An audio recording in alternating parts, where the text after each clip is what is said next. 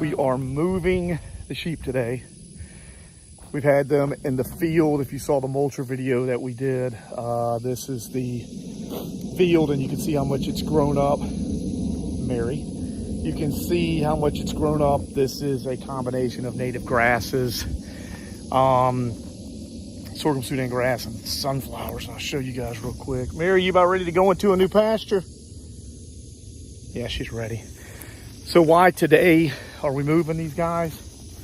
A lot of it is because we've had drought for about the last week and a half, and this is the sorghum that we have.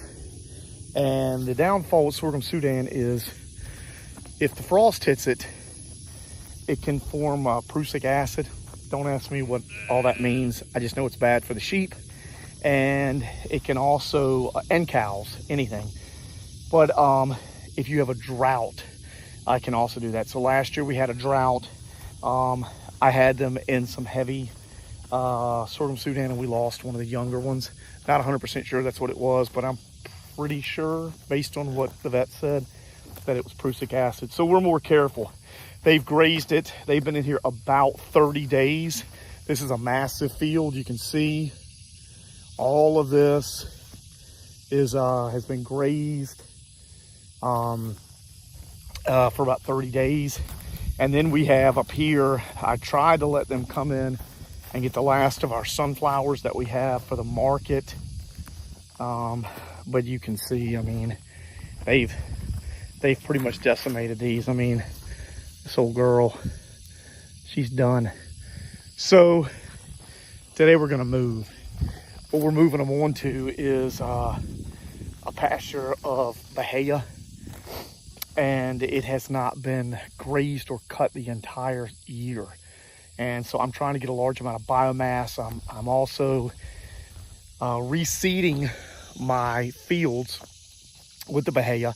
I looked at the price of bahia. It was roughly $300 for a 50-pound bag of Pensacola Bermuda.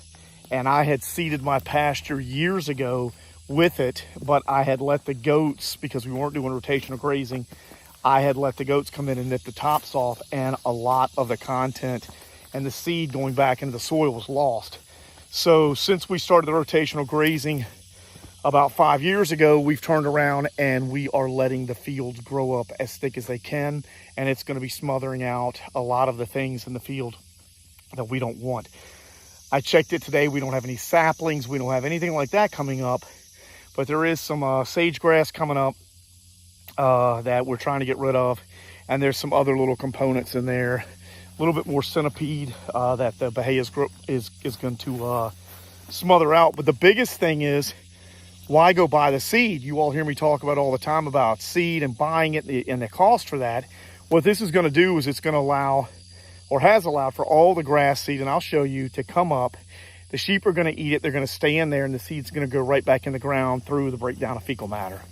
So I'm going to start moving this fence and getting things going. These ladies, as you can see, they are ready to be moved. They're getting a lot of the smaller stuff still on the ground. That's Sam. Look at that big guy right there. That's our ram. But they are getting a lot of the stuff on the ground. And here comes Mary. Hey, Mama. So we will be moving them shortly. Let's get some fence done.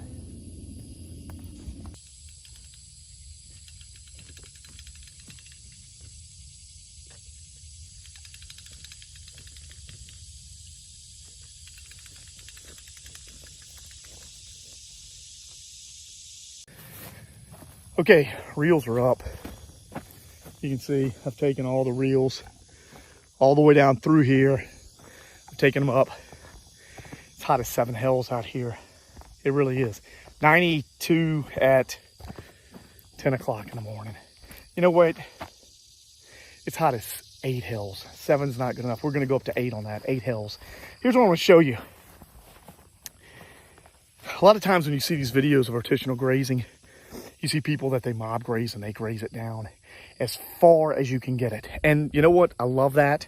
I think that's great for a full-time farmer. I'm not a full-time farmer, but I still put in 40 or 50 hours a week. I guess that's not considered a full-time if I have another full-time career job. But let's go back. I am a full-time farmer, but I don't have any help. And so I don't graze the animals down quite as low as a lot of these guys do. And the main reason is because I might get called and have to go to Atlanta or go to Nashville or go wherever. And then if they're on a pasture that is one day out and I'm stuck somewhere for 2 or 3, it could really be detrimental to them. So I move them. But I wanted to show you something. You guys can see these sheep. All of the lines are down, okay? They're in no hurry to move. They know that they're gonna go somewhere else, but they're not starving. And people say, well, or some of the farmers will say, you know, well, you need to leave them in there longer, graze it longer. You need them to be ready to move, ready to move. No, I don't, because there's nothing wrong with sitting at the table and having food on your plate and having the waiter come by and drop you off a nice creme brulee, some tiramisu, and you just sit there and finish your meal before you go to it, okay? You just got to wait it out. There's plenty for them to still eat. I don't want them knocking me over to get to the next pasture. I want them to know that they are still comfortable, they're still safe with the fence down, and that they're going to be okay. That's a respect to the fence. That's respect to the lines. I'm going to go and pull these poles now. I'm going to put them in the new pasture because I don't have enough poles to do one field and not the other. We'll get everything set up, and then I'll get the mineral trough over there. I'll get the water set up, and I'm just going to let them ease in when they want to.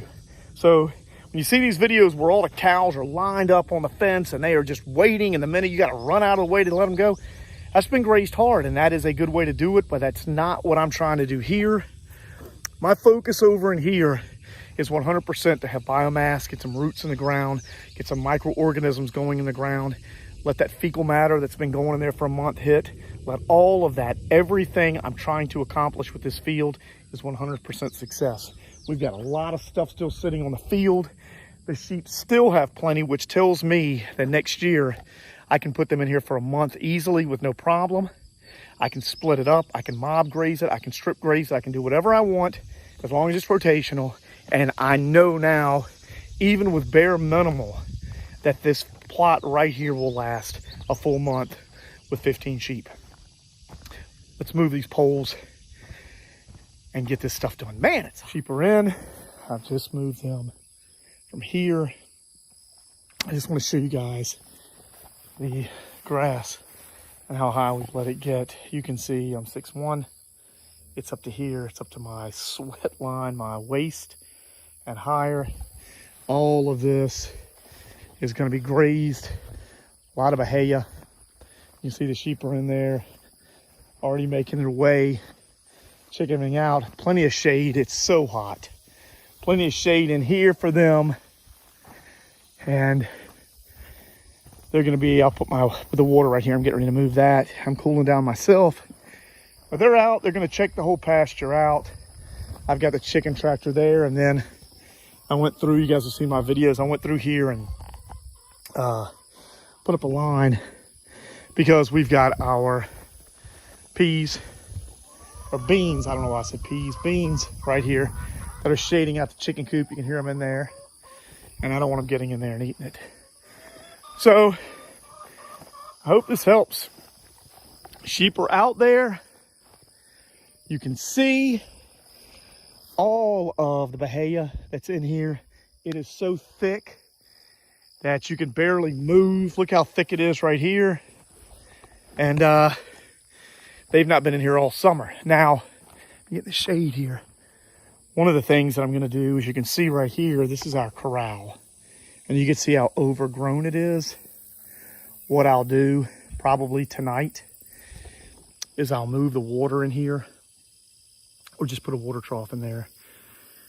And I'll open this gate right here and I will allow them to come in and eat all of this. You know, yes, it's grown up, but you know, I mean, they haven't been in it all summer. So this will give them a little bit of extra. And I'll just take the gate and shut it behind them. They'll have fresh food and water. And then by the time I get up here after the market tomorrow, it'll all be eaten down. And I'll put them back out, and then I'll have a fresh amount of pressed down material or not. Guys, I'm going to go and get some air conditioning and lunch. I hope this has been a successful video for you. You can see just how hot it is. it's Gitmo hot. And I've spent some time in Gitmo, Guantanamo Bay. It is Gitmo hot. But I'm going to get in the AC. Have a great week. Hope the video was helpful for you. And just rotationally graze. Let the grass grow. Let it shield the heat from the ground. Let your roots get in the ground. If you can move the sheep at that time, you'll have a lot more success. Have a great week. We'll talk soon.